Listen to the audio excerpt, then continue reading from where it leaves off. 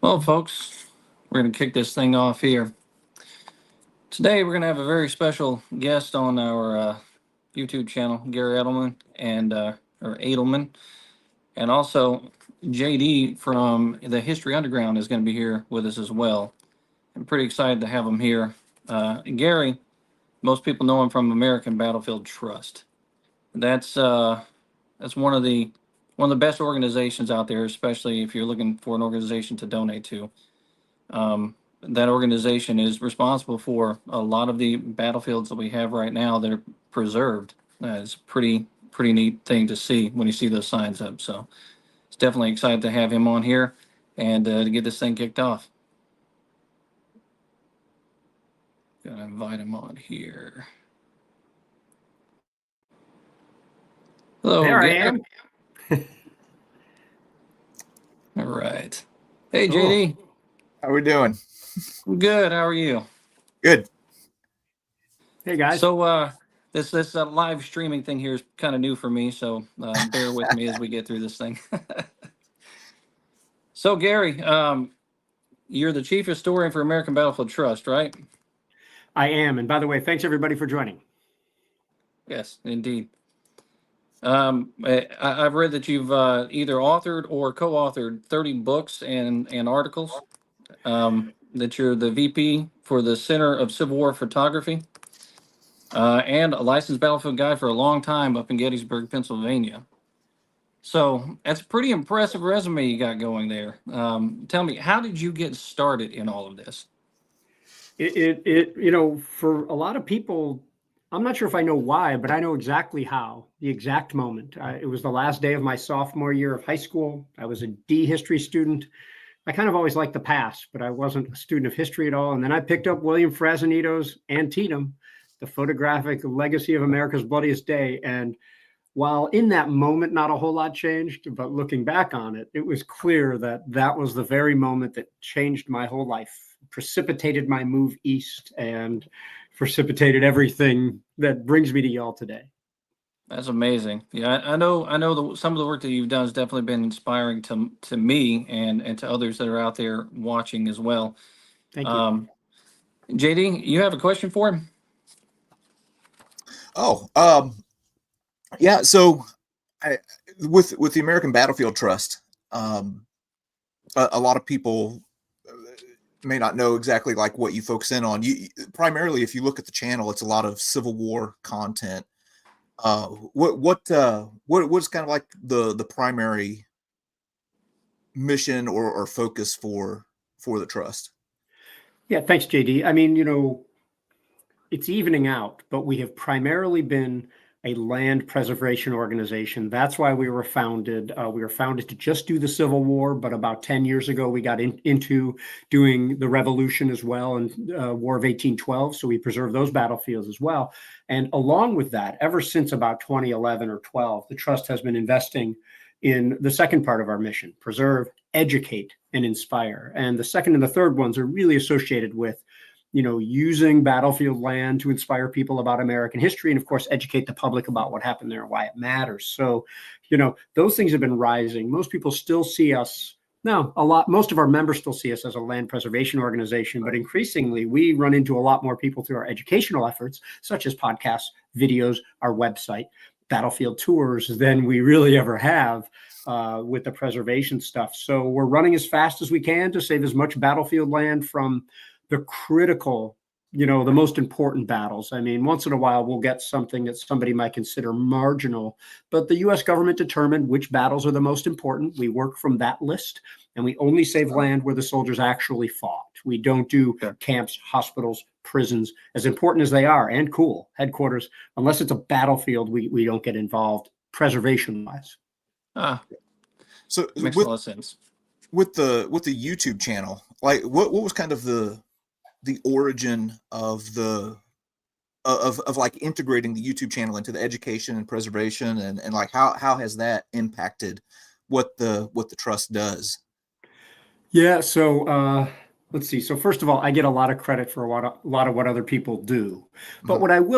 what I will say is the Trust really didn't have a video program in the early 2010s when I started full time. I had been a contractor before then. It was the Civil War Preservation Trust, which then became the Civil War Trust, which then became the American Battlefield Trust. But we really didn't have a video presence. Once in a while, we made videos here and there for press conferences and things. But as we started releasing apps, and as I came on as education director, that's how I started.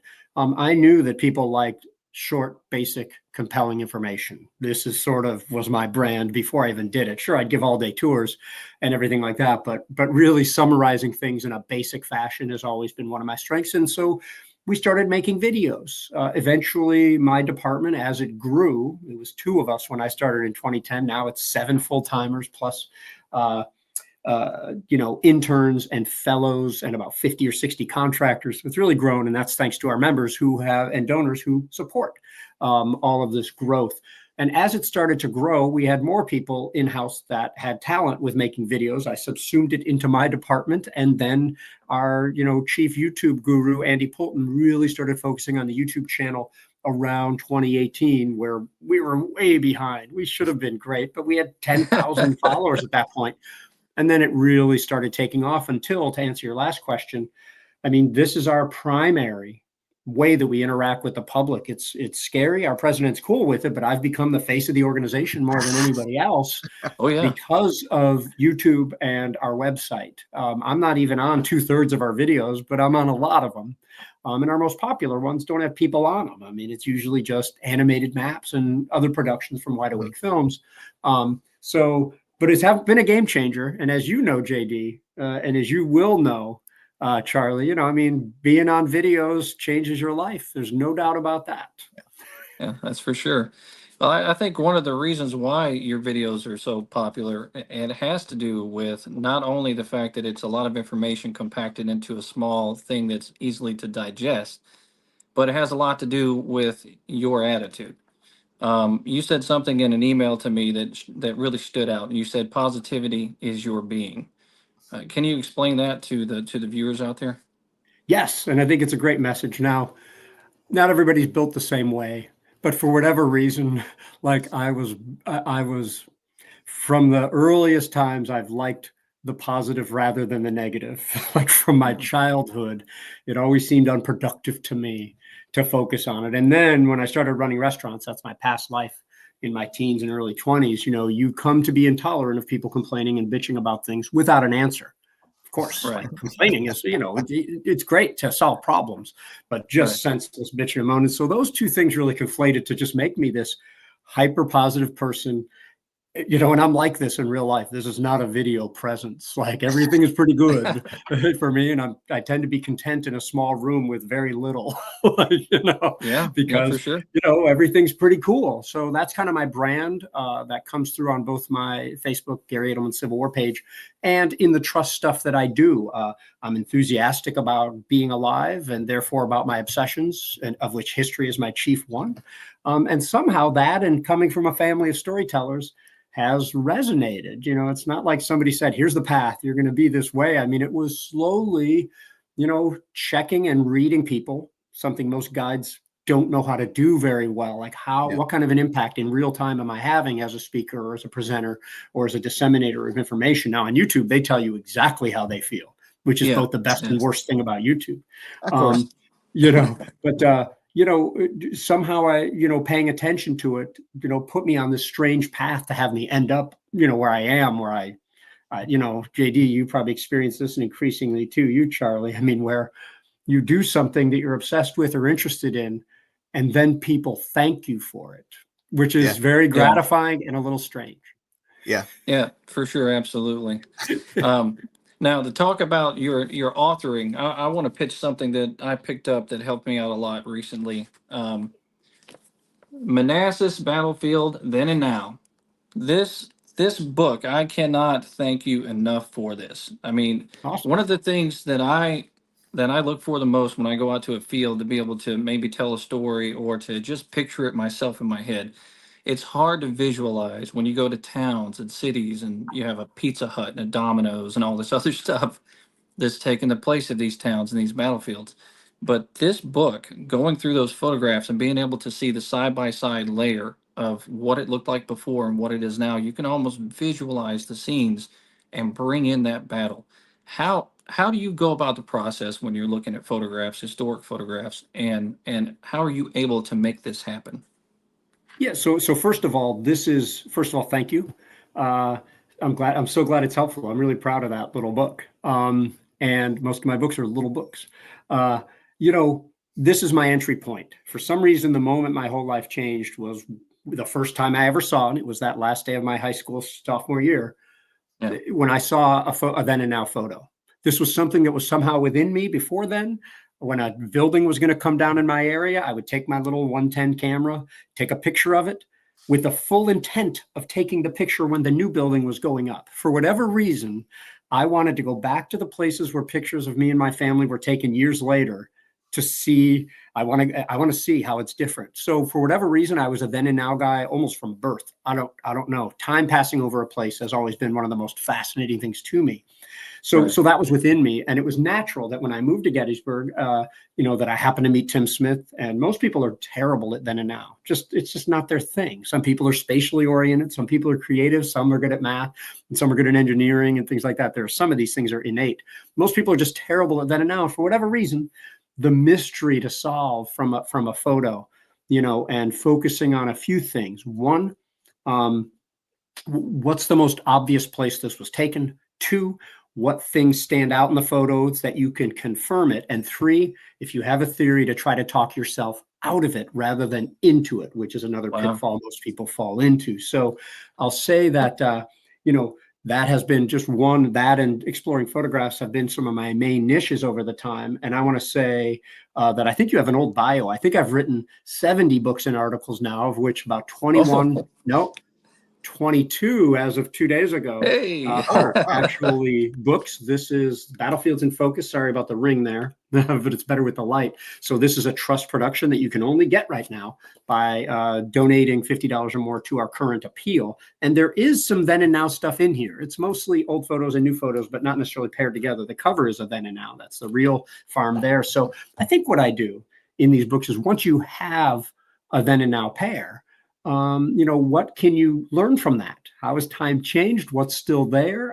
What was the process of discovery? I find this very interesting. And then, of course, to talk about what that means. And usually in the short captions I write with things, I'm trying to point things out and, hopefully convince people why it's important or one of the reasons it's important. That's sort of my approach, but it is my greatest thing. I do it when I'm off. I was doing it this morning. I was doing it last night. I am constantly trying to solve Civil War photo mysteries, and a lot of that includes examining the details within them. It's very cool. JD, now I know that you and Gary have come together on some things before, correct? Mhm. Yes. You got an interesting story or something you'd like to talk about with between you and Gary? Well, one thing that Gary mentioned earlier is that what you see is, on camera and on YouTube is 100% reflective of what you get in real life when you meet him. Yeah, Gary and I have collaborated on several different videos, and uh, we have this joke that for some reason every video that we would collaborate on had some sort of curse over it. So if you had a trust videos and they're just knocking them out of the park and they're doing Gettysburg stuff like that, and I appear, like the viewership on that video would just tank. Totally. And then vice versa. And I had one video. We were talking about then and now stuff.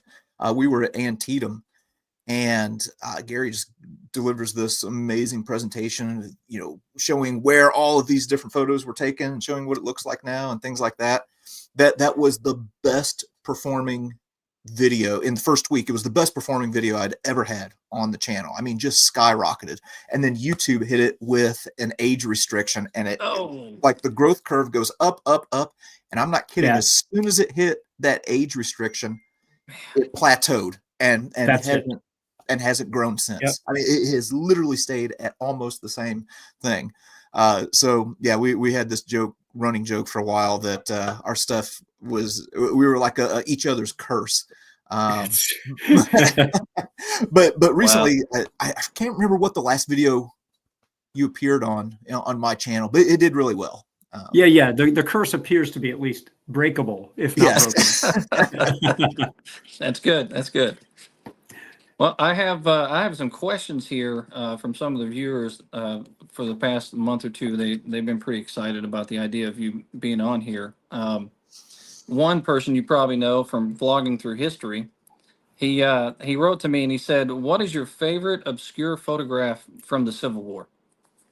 Oh my God. So first of all, I think I've heard of Vlogging Through History. JD, you've heard of them, right? I think there's something in my head that reminds me that I think I remember it. Yeah. Just kidding. He's just up and comer. I think he shows a lot of promise. Yeah. I think that he's a good kid. No, excellent. I hope you're watching, Chris. I'm a big fan.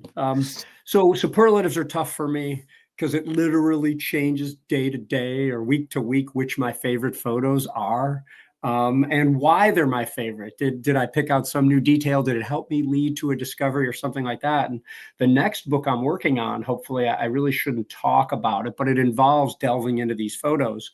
And I'm really excited about the process that's going on. It's like supplanting every day. But having said that, the Massaponax Church photos, and specifically the one where Grant gets up and is speaking to General Meade and looking over his shoulders. It's called The Council of War. That series, it's 3 photos of that scene and 1 from farther away, always stands out among my favorite. I think just about the prettiest photo of the Civil War is a nondescript photo of snow on the ground at a fort with a flag, Fort Richardson, which just really stands out like that. And I can't, now that I've shared it on my page, maybe I'll put some of the, and I wasn't looking away, I'm just trying to share things. Maybe I'll put some of these links into the comments. But, those 2 constantly stand out. There are some Gettysburg photos, that I just adore. I love the 3 Confederate prisoners. I love a lot of the Devil's Den photos. I love the photo toward the field of Pickett's Charge from Little Round Top, for all the details and things you can pick out that way. So I go back and forth. Sometimes I like people more. Sometimes I like rocks because you can line them up. And, sometimes I like, the most disturbing photos of all. Like, I look at these terrible photos of human carnage, and I think they really hit the public hard because of what they have. And to me, you can leverage them to learn more about the past and understand them better, and sometimes narrow it down. Hey, this corpse is one of 80 people, 40 people, 20 people. And sometimes that's the best we can do. But I think we have to, while also learning about their uniforms and learning about the battle itself, depending on where it was photographed. So sorry, Chris, I'm all over the map, and I'm always terrible at this question.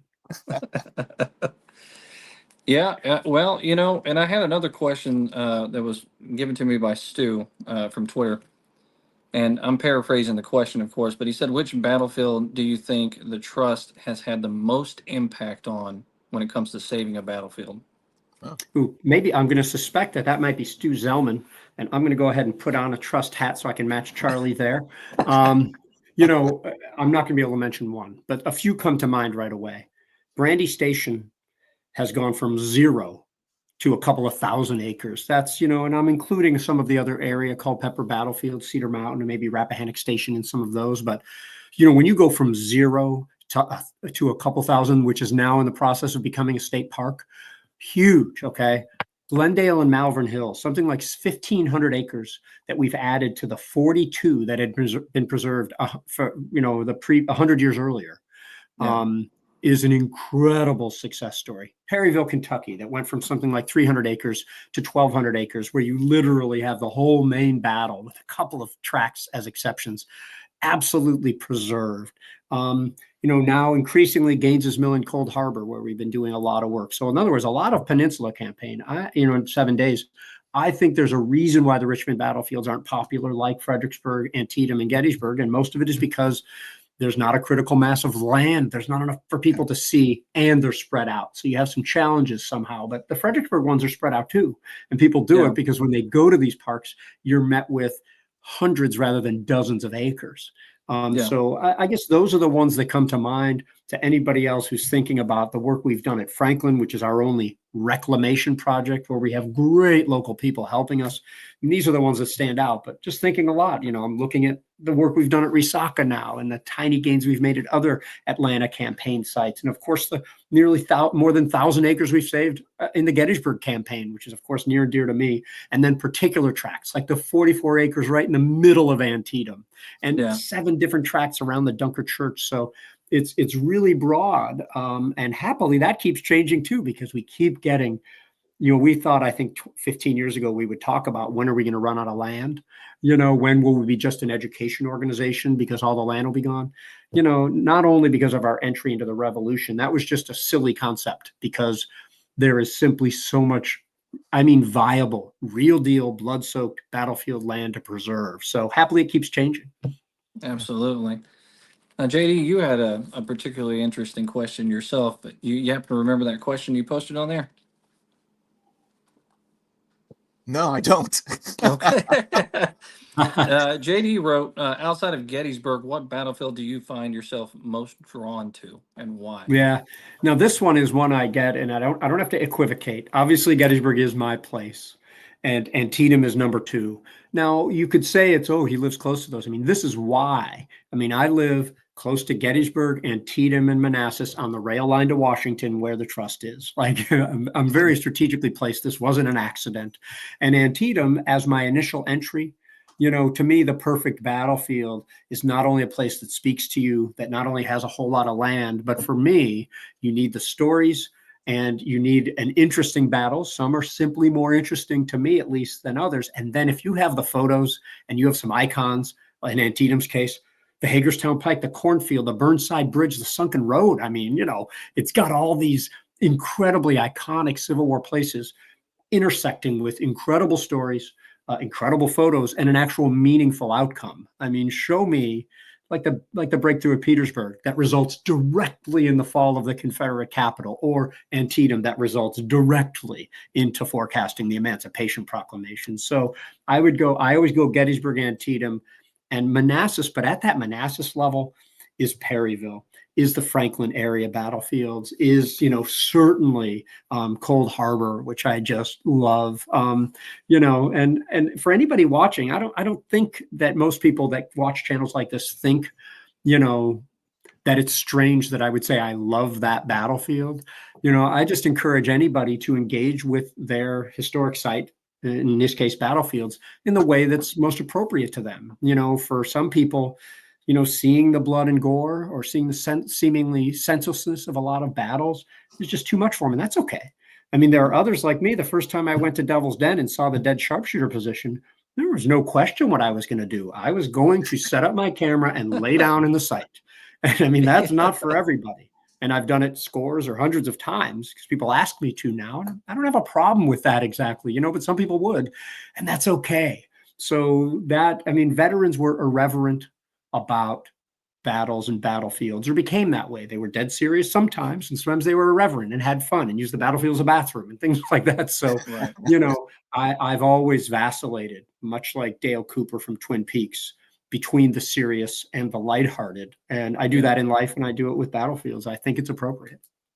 And I think what really brings us all to focus is the actual stories. We all, the passion that we bring to this is coming from the stories of the common soldier. The same thing that Peter Carmichael used to talk about, the common soldier. JD, you tell a lot of stories on your channel, and it doesn't just range from the American Civil War. We're talking World War II. You hit a lot of different stories. Where is it that you get that passion from? Do you mean like passion for history, or all of it? History, storytelling, bringing it all together.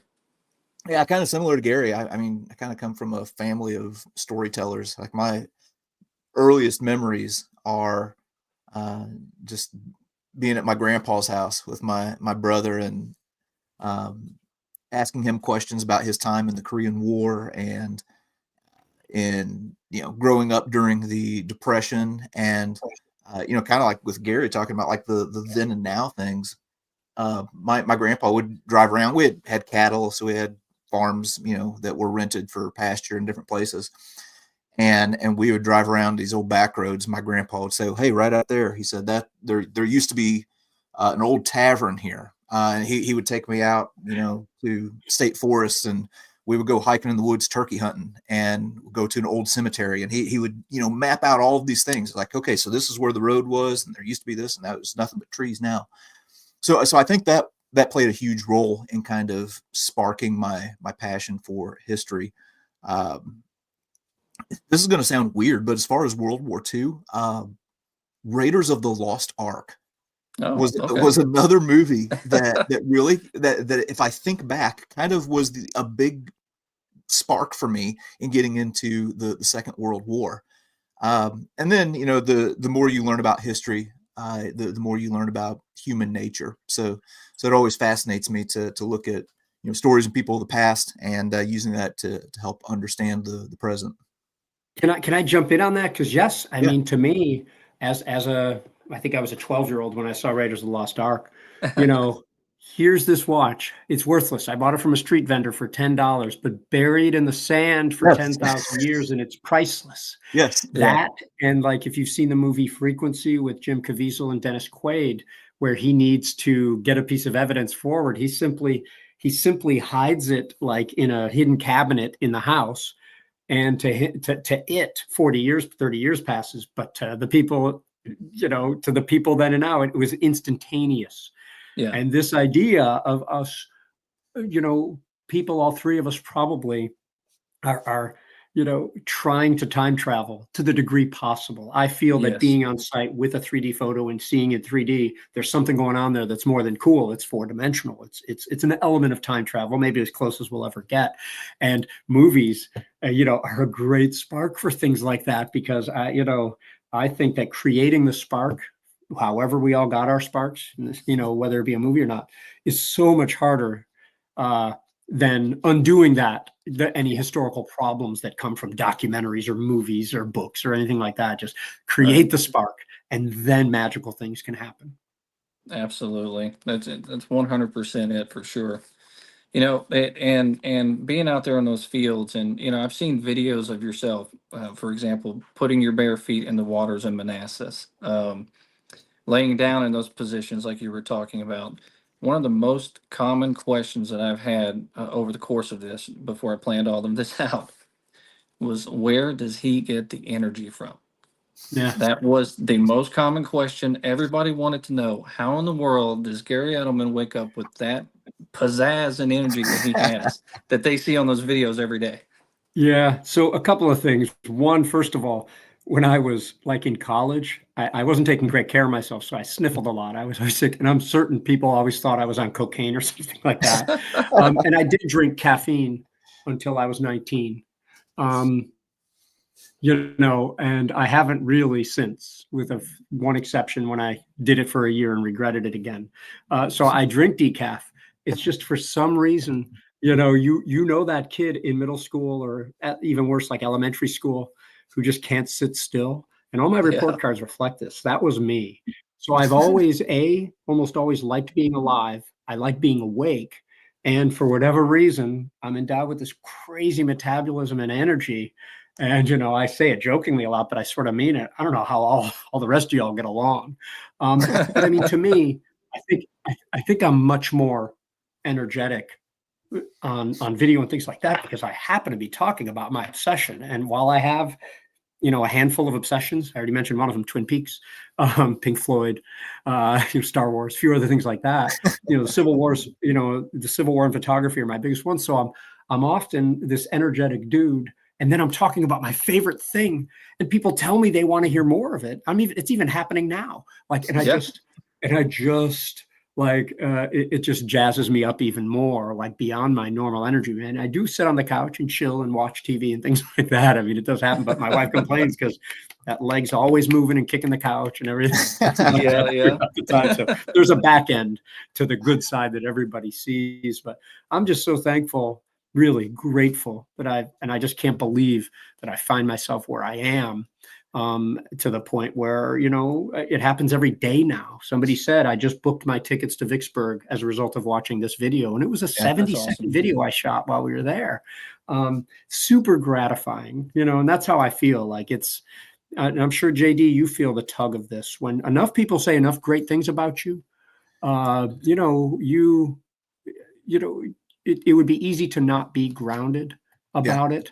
And a lot of people misunderstand me because I'm an everything is awesome kind of guy, but I've never been driven by the ego part of it. And I've always been driven by, I'm alive right now. I'm reaching people, and I'm so grateful that this is happening. That's what I'm driven by. The minor celebrity that we can experience, is a little bit nonsensical because we were the same people 4 years ago before that many people recognized us. So, I don't know. I'm drifting off into a different spot, but I'm just so grateful, to find, all of us in this position and in this world with the technology that allow us to do this.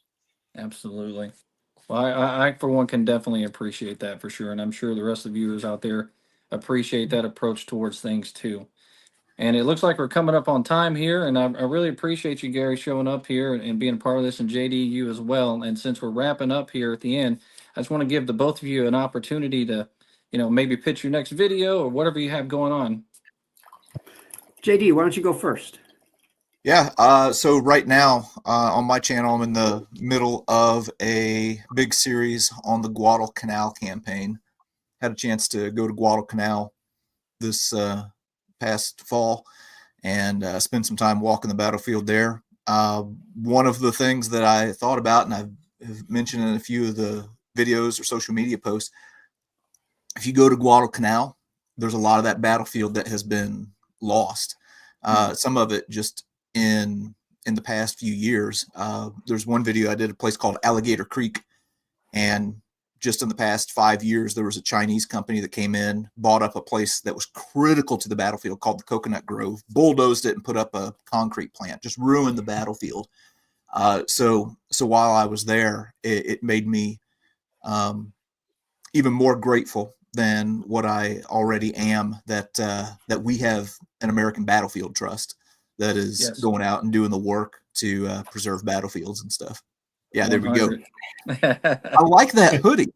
I need that. Oh, dude, yes. These are hard to find. We can talk offline, man.